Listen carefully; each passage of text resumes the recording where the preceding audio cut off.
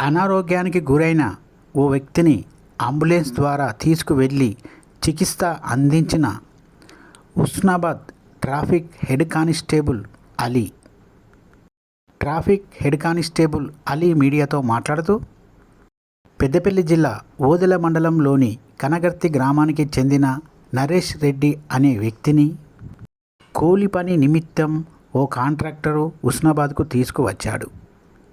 ఆ కాంట్రాక్టరు నరేష్ రెడ్డిని మోసం చేయడంతో దిక్కుతోచని పరిస్థితిలో అనారోగ్యానికి గురి కావడం జరిగింది. విషయం తెలుసుకున్న ట్రాఫిక్ హెడ్ కానిస్టేబుల్ అలీ వెంటనే అంబులెన్స్ను పిలిపించి అతనిని ప్రభుత్వ ఆసుపత్రికి తీసుకువెళ్ళి చికిత్స చేయించి స్వగ్రామానికి పంపించడం జరిగిందని ట్రాఫిక్ హెడ్ కానిస్టేబుల్ అలీ అన్నారు. ట్రాఫిక్ హెడ్ కానిస్టేబుల్ అలీ చేసిన పనిని పలువురు మెచ్చుకోవడం జరిగింది.